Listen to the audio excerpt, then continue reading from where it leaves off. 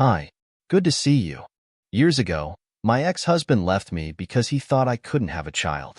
When we reconnected, he claimed he was still single. I introduced him to my son, who was brilliant like my new wife, and he quavered with fear. My marriage to Michelle had collapsed, and I was left to believe I was infertile. I tried to conceive for years without success, and he refused to have medical tests, blaming our. Regrettably, I recall that final day with excruciating clarity. Here in the kitchen, which had been the setting for countless joyous occasions, we were now facing our tragic demise. A sense of melancholy and anxiety pervaded the atmosphere. Michelle dodged my stare as she gathered her belongings. As my crushed heart racked for words, desperately trying to convey the reason we can't just keep trying. Perhaps we should consult another doctor.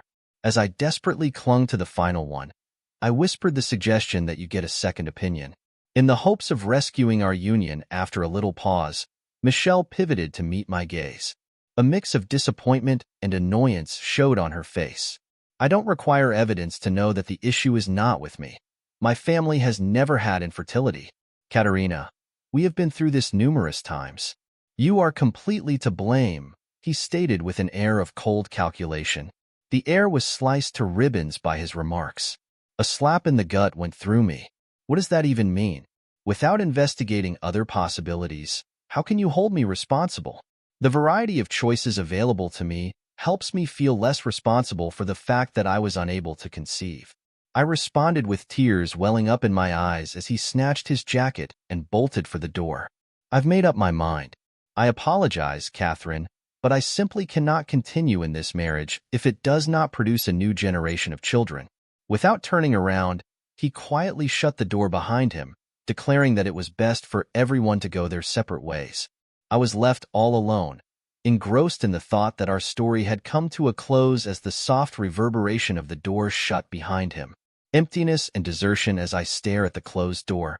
I can't help but wonder how the man I spent the most formative years of my life with could abandon all we had built, all because of an unfounded assumption. The house, which had been bustling with life and dreams for the future, now reeks of the dead ends of both of our lives. I'll never understand Che's decision to stop investigating our infertility and instead blame me, because he could just as easily be suffering. He was so egotistical and sure of his fruitful pedigree that he destroyed everything we had worked on together. Although I did not realize it at the time, this profound wound would ultimately lead me to discover joy and satisfaction in ways I never would have thought possible. It also signaled the end of our marriage and the start of a long journey of self-discovery for me. A life well lived would teach me that truth is eternal and that the ways of fate are opaque. Uncover the truth through a surprising meeting or some other means as I sat in a cafe that bright afternoon, basking in the serenity and the light streaming in through the window. I found myself lost in contemplation, thinking back on simpler times and the ways in which my life had evolved. As I stood up to go to the restroom, my tranquility was abruptly shattered when I tripped over a boy racing down the hall. I apologetically apologized, but my heart froze as I beheld the man approaching from behind. Just momentarily. I had not seen my ex-husband in years when our traumatic split occurred, but there he was. Please don't be upset. I'm sorry this happened. As I attempted to collect myself following the abrupt collision, Michelle's demeanor shifted from astonishment to a blend of contempt and hubris. Rest assured, Karina, we are all right, he said. I didn't anticipate your presence here, using a superiority complex I was all too familiar with. At that moment, I saw the boy sitting next to him staring at me with interest. Michy persisted. A woman observed us from a nearby table, her tone like that of someone proudly displaying a prize, symbolizing her new life without me. It is a pleasure to meet you, Austin, my son. And here is Sophie, my wife. Jane Austen. I smiled and addressed the youngster, attempting to brush off Che's attitude. He gave me a hesitant smile, stared at me with huge eyes, and then grabbed his father's hand. It appears like he has moved on. I continued by glancing at Michy, who? He nodded, a confident smile spreading across his face. Yes, life goes on, he said, and as you can see, Catherine has treated me very well. The atmosphere was heavy with an unpleasant tension, and I wanted to run away, but I knew I had to face it. I am thrilled for you, Michelle, and for everything that you have meant to me in my life. You are right. We should all be happy. I mentioned staying calm despite the fact that, on the inside, an emotional tornado was about to burst. I hope everything is okay with you. Have you been living on your own? Passed before Michy could answer, his tone indicated that he knew the answer. A towering young man with an air of authority came up to us and asked, "Mom, is everything okay?" His eyes darted between Michy and me as he sensed the tension in the room. I grinned, appreciative of his interjection, and assured him, "Yes, honey, Michy, everything is fine. Nathan, he is my son," I declared. When I introduced him to Michelle, her expressions of shock and bewilderment told the story.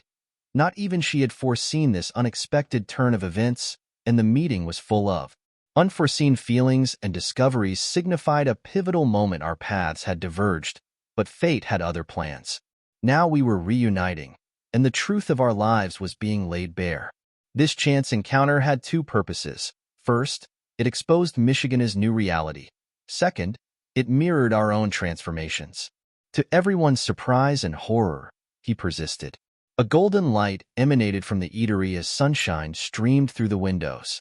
Unique to that unanticipated encounter, my pulse was pounding as I struggled to process the presence of Michelle, my ex-husband, after all these years. The tension between us lingered like a fog that lingered alone over our table. At that moment, my son Nathan saw that I was worried about he approached us from across the diner, his stride purposeful and his expression betraying his concern. Amidst the tempest of feelings raging around me, his presence shone like a guiding light. "You seem to be in distress, Mom. Identify him." Asking his voice, Nathan spoke. She looked across to Michelle, attempting to decipher the situation, her emotions a mixture of concern and intrigue. Before responding, I paused to catch my breath. "My dear, I am quite well. He is my ex-husband and Che. My son Nathan is that guy, Che."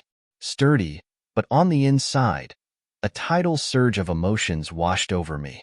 There was no delay in Michy's response. With her jaw dropped and her eyes wide, she couldn't contain her shock and bewilderment at the thought that Nathan could. Being his son appeared to impact his entire reality, causing him to question his assumptions about our history and the possibility of our current situation. Michelle fumbled for words and spoke in a hushed tone. As if she were searching for a clue that Nathan could hold the answers, she couldn't tear her gaze away from Nathan. In his own reaction, Nathan saw the spectacle with apprehension and astonishment.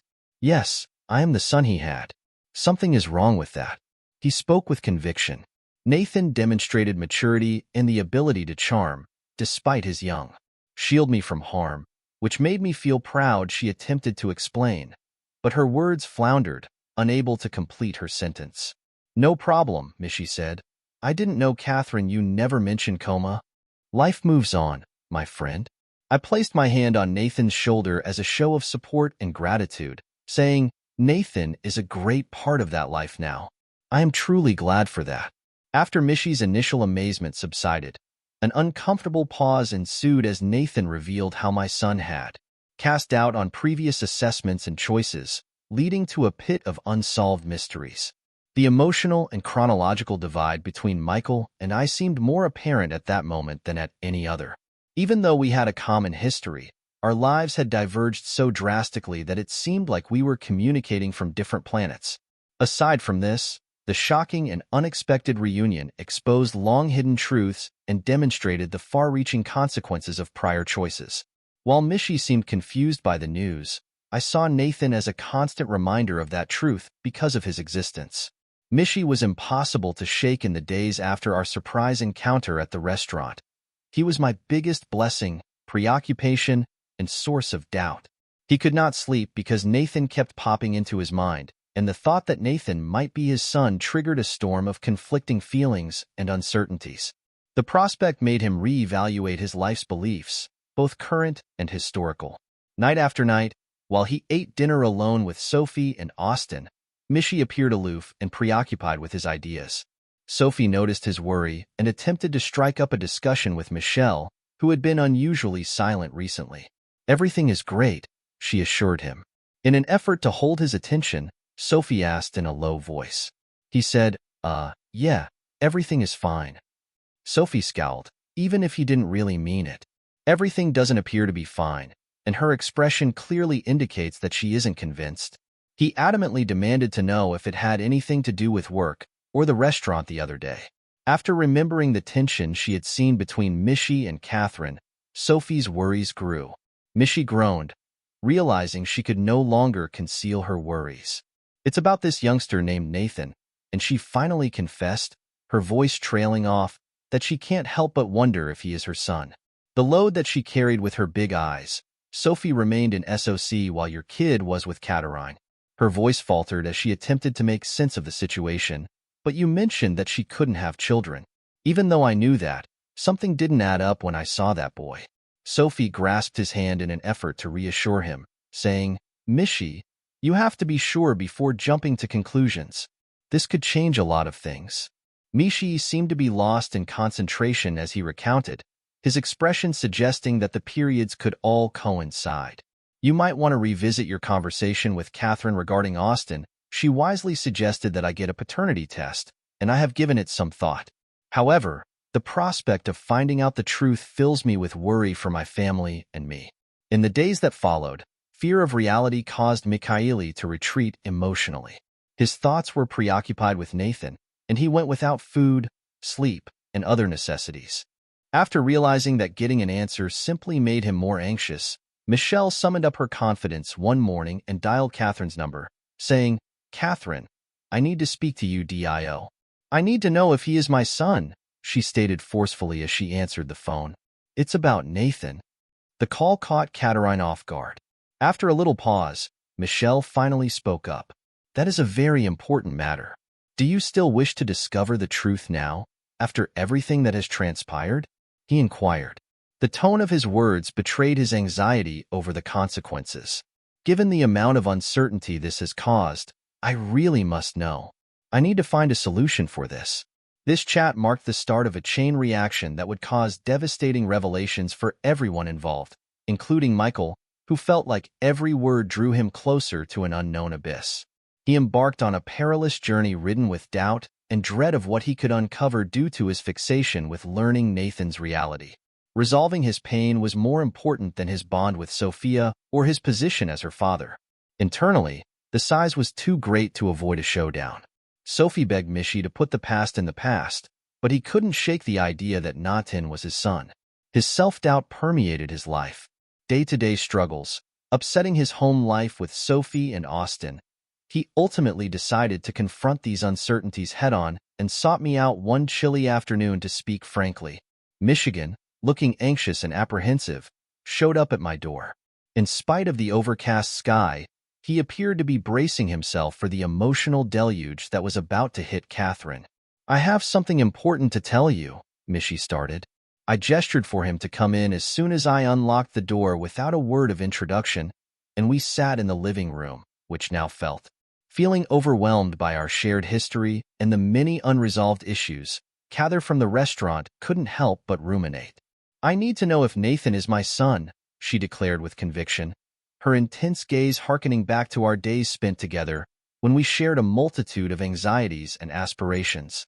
This could bring up old hurts, so I took a big breath, but I also needed clarity. Hello, Michy. Nathan is not related to you. He is the son of my husband, Gregory, whom I wed after we were married. In spite of the flurry of emotions surrounding our divorce, I tried to remain cool and clear when discussing my infertility. It was a mistake to assume otherwise. As a result of hearing the news, Michy's expression ran through the gamut. Pleasant surprise, but more perplexion and the question of how it is even possible after my divorce. I underwent additional testing, and the physicians verified that I was able to conceive. He remarked, how could there be such a mistake? His voice exhibited a hint of astonishment. It wasn't long until she became pregnant with Nathan, thanks to our hurried conclusions. Meanwhile, Michy ran his fingers through his hair, evidently frustrated and perhaps burdened by the weight of his previous decisions. Neither you nor I were ever the source of the problem, I added, hoping to relieve some of his guilt, that we were both desperate and easily swayed by worries we were trying to avoid facing. even if we were no longer able to. Just like before, I'm sorry for everything that's happened. Michy finally spoke, and I stood up. I needed to know how to end this chapter, maybe even begin to mend other relationships.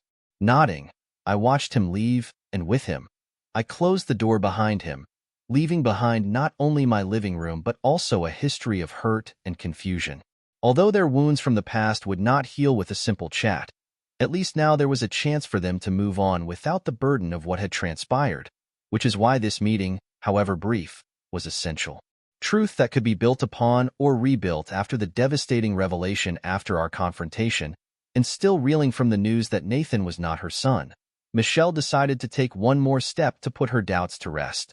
With a heavy heart and a mind filled with uncertainty, she went ahead and got a fertility test, hoping to shed light on the uncertainty that had shrouded her understanding of the previous years. While waiting for the findings, Michelle sat in the clinic on a chilly winter afternoon. Impact your life in a unique way at last. The doctor entered the room, holding an envelope. His face betrayed his serious and professional demeanor as he said, "Well, Michelle, we have the results." With that, the doctor started to open the package and removed the papers inside. The doctor softly revealed that Michelle could not have children. The results of the tests showed that she is sterile, but immediately afterward, Michy's world came crashing down. Michelle nodded in preparation for what was to come. Every phrase spoken by the doctor struck a chord with her, crushing her to her very core. The truth about him: I have a son, so that can't be. Tragic collapse of Austin with a mixture of bewilderment and hopelessness, he stutter-talked. This is challenging, and I get it. Michelle, I can't tell you for sure that the results. The physician gave a compassionate response. The man was a broken mess when Michelle got home that night. Breaking news regarding the news of his infertility had shocked him to his core. Even though he knew he had to talk to Sophie, he had no idea what to say or how to begin. He discovered Sophie in the kitchen upon entering the house. Something was obviously wrong as she glanced at Michelle. "Hello, Michelle. Am I mistaken?" Sophie replied, "You look pale." She took a long breath and spoke with concern. Michelle started, "Sophie, concerning Ewan and I, there is an issue that requires our immediate attention." Mel went on to say that she appeared perplexed but attentive. "The news hit me like a hammer today. I want to take some tests, and it turns out I'm sterile." Tears welled up in Sophie's eyes as she went pale. "Excuse me, but are you claiming that you are actually my son?" My friend Jimmy asked her to complete the question. Concerned for Clara's voice, with her head slumped in a chair, Sophie started to sob uncontrollably. "Hello, Michelle. I apologize, but I was already pregnant when we met. Unfortunately, Austin is not your biological son. He is the product of a relationship I had shortly before we met." In a state of boredom, Michy admitted the floor seemed to be giving way under his feet. The revelation did double duty. It validated his deepest worries while simultaneously casting doubt on all of his recent experiences, which he had kept hidden from me because of this. Michy inquired, fury mingling with his suffering. His fear stemmed from parting ways with you. All the questions about her past with me and her beliefs about her life with Sophia and Austin vanished, replaced by uncertainty and pain, as Sophie confessed she loved you. She knew the news would drive you away, but she wanted us to be a family. This devastating revelation altered everything for me. The new reality hit Michigan hard. Reevaluate his role as a father, husband, and wife in light of these new realities. Then, start over with his life and relationships grounded on reality. In particular, a man who was truthful with himself and his family. The chain reaction of terrible revelations had left Mick in a deep state of self-doubt, casting doubt on everything he had built up to this point in his life, including his marriage to Sophie and his sense of motherhood. His pride and preconceptions had prevented him from seeing the truth that Sophie and I had endured that fateful night. As the rain pounded on the windows of the viewing area in the living room, Michy and Sophie sat down face to face. The atmosphere was electric with tension and unease as they prepared to confront the truth and the repercussions of their secrets. "Sophie." Michy started to ask how someone could keep something like that hidden from her, her voice quivering with a mixture of shock and anguish. "I was under the impression that we were starting a family with our son at this point." As Sophie whispered, "I'm sorry, Michy," her expression betrayed her emotions. "I'm very sorry. I was worried that our love wouldn't be sufficient if the truth were to separate us. To move past this, but you know what? He actually believes I'm his dad. The sound of Michaeli's voice shattered his resolve, and the thought of confiding in you about it frightened him. By taking his hand, Sophie hoped to reassure him. I love you, Michael. You're the only father I've ever known, and this hasn't diminished the love I have for you or the care I've given you. Sophie's remarks sent Michy into space. Yet love is founded on truth, and we've been living in deceit. Hours passed as the discussion dragged on. In the days that followed, Michelle grappled with her conflicting emotions as she watched Austin play in the garden. Her innocent laughter echoed bitterly in Michy's heart, and she knew she had to talk to him. She tried to explain everything to him gently, but she couldn't find the right words. Eventually, one afternoon, as the sun dipped below the hills, she sat with you on the porch and said, There's something I need to explain to you. With shaky hands, Michelle started. What's the matter, Dad? Those large, trusting eyes of Austin's were filled with unconditional love as she gazed at Michelle. Unfortunately, Austin, I cannot claim paternity as my own. Still, you are my son, and my love for you will never fade, no matter what. What follows are words. They were tough to say, but Michelle felt they were important. At first, you seemed perplexed, but then he questioned, Does that mean you're not my dad? No, being a father is about more than just being physically present for your needs. It's also about providing emotional and mental support. My love for you will never end with his undying devotion and love for you. Michy poured his heart and soul into every word, revealing the brutal truth. The storm of truths not only rocked Michy's family structure, but also taught him the importance of being honest and loving no matter what. Despite the difficulties, it started to pave the way for healing and acceptance in their relationship. Sophie and Michaeli attempted to rebuild on new foundations based on truth and mutual understanding. The most important things he could teach Michelle about being a good father and husband came from this difficult experience. The importance of being honest and loving in order to help her overcome the hurt she felt as a result of the past's secrets and revelations, as well as the importance of accepting and adjusting to the harsh reality she faced. His entire worldview of his function as a parent and spouse was shaken to its core. Although the news that you were not his biological son rocked his world to its core, it also made him think about what paternity and love are its true meanings. Michelle saw Austin's play in the yard one day and thought about how his childlike innocence stood in stark contrast to the whirlwind of emotions raging inside him. Biological factors couldn't alter his feelings for you, but he still had a hard time accepting reality and adjusting his perspective. After coming to the realization that he needed to communicate to someone about his inner struggles, Michy set out to find that person. As a result, he reached out to his long-lost pal Luis, who had very same thing. Dear Luis, can someone please advise me? When his friend, Michelle, answered the phone, Michy began. So, what's going on? Luis responded with a soothing, steady voice. The focus is on Austin. I don't know what to do now that I've learned I'm not his biological father. You are his father, Michy, and I feel the weight of your words.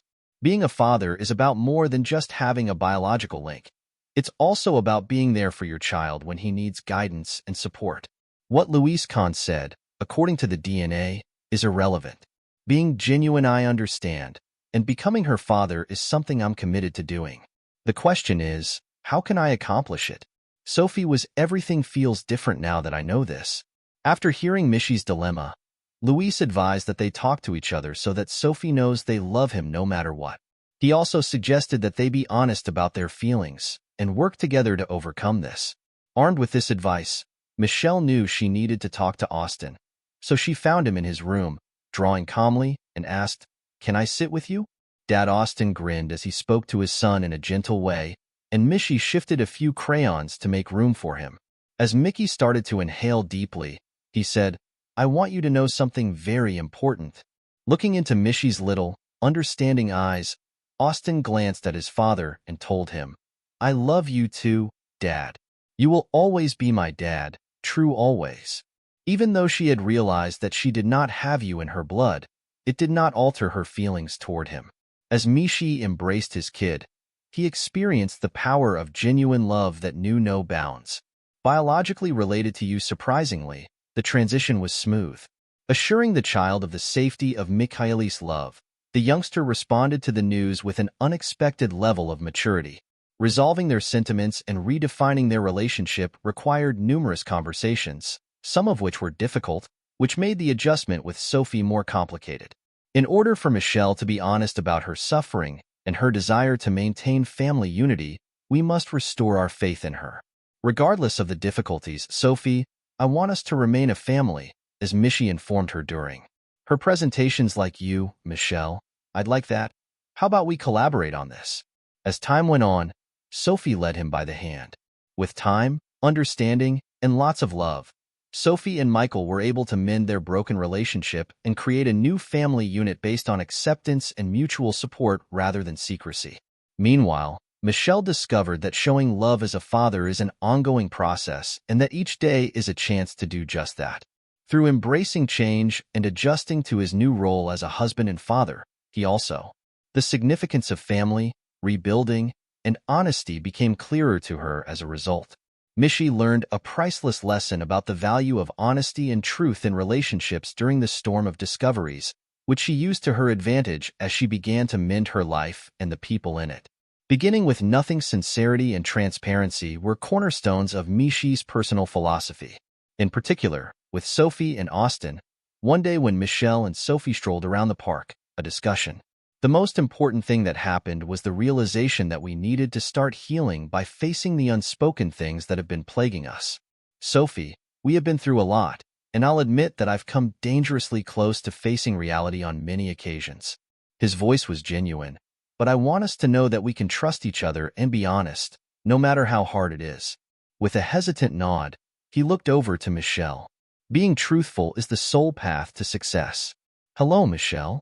I'd be happy to give it a go if you're feeling lost, confused, or hurt. As well as relieved to finally have the truth, I want us to be open and honest about how we're feeling and what we're afraid of. Most importantly, I want us to confront what's ahead of us as a team. Michy reacted by embracing Sophie in his embrace. Rebuilding this with honesty and love for you, Sophie whispered, clutching her hand. I'm here. Our past possessions and future opportunities. Michy gave a subtle nod and kept walking, each step representing their recommitment. In the days that followed, they had meaningful chats as well. He wanted his kid to know that his love for him had not changed, no matter what, and that he could still spend some time with Austin if he chose. After supper one day, Michy called, and Dad immediately stated, Austin, you will always be my son. Michy stepped down to his level to reassure him that no matter the results of the examinations, she would always be there for him and that her love for him would be unwavering. Even you, Dad, are loved. In response, Austin threw himself into Michy's embrace, telling him, you are the best dad in the world. Their bonds were deepened by these candid exchanges, which felt like a hug. Getting over the hurt from not knowing there would be many obstacles on the road ahead, but truth and honesty, Michy knew, would lead her to the light at the end of the tunnel. Michy and Sophie's romance blossomed once more. By being open and honest with one another, they were able to work through their differences and move on, which improved their understanding of one another and the emotional bond between them. Thank you so much for your, Sophie responded, putting her head on Mel's shoulder, patience and your love, as Michy told her one night as they watched the stars. And me, for your bravery and your open heart. Shoulder.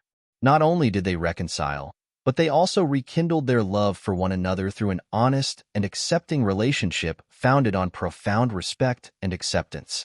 It is vital to overcome prejudice and pride in order to recognize and embrace reality, and even more so to construct something enduring and true about others. This is something that Austin, Michelle, and Sophie all learned.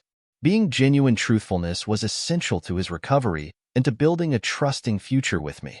Recent revelations had a profound impact on both of us, making us reassess our values and our conceptions of relationships. This process had its own unique challenges, but it also led us to a new level of mutual respect and understanding, where clarity and honesty became perched on the cornerstones of our rebuilt existence. Michy and I discovered ourselves at the very park where we had strolled together many moons before as the sun dipped below the horizon, casting a crimson and orange glow across the sky. It was awkward at first, but I quickly came to embrace it as a time of healing and rejuvenation. Hello, Michelle. I never imagined we'd cross paths again.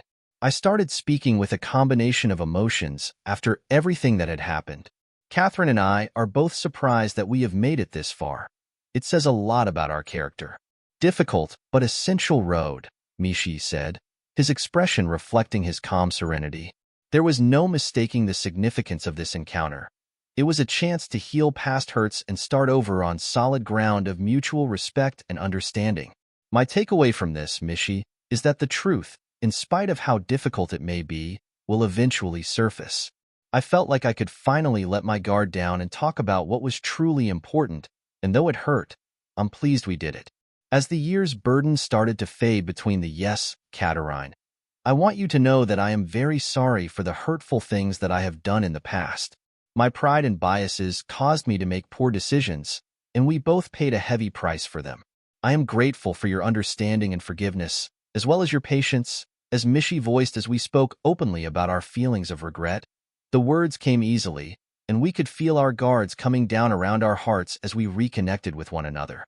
In hindsight, I see how these trials have shaped us into the people we are now, enabling us to face our realities, draw wisdom from our experiences, and develop personally and socially. I thought aloud adopting Austin as my son was a life-changing experience that taught me the value of unconditional love and fatherhood, Catherine. I am a better man and father because of that, despite everything. Something truly magical occurred when Michy let his heartfelt voice be heard. Thanks to our determination to confront the truth and handle it with integrity and courage, we altered ourselves, and our capacity to communicate and understand each other had increased immensely despite everything. Michelle, when I think about what the future holds, I envision a road that is full with opportunities, that we may move forward with our lives using the truth and clarity we've gained as a basis, and that the things we've shared in the past should be a source of pride rather than shame for how far we've gone. I finished by making a gesture with my hand, on the path to reconciliation and peace, and we gazed together toward the horizon, where the sun's last rays would eventually fade into the night sky. His voice was both confident and hopeful as he told Catherine, "All we need to move forward is a new beginning based on truth, honesty, and mutual respect." In this last chapter of our tale, we have not only ended a cycle of hurt and miscommunication, but we have also begun a new chapter brimming with promise and optimism. Our previous experience had shown us that a strong base.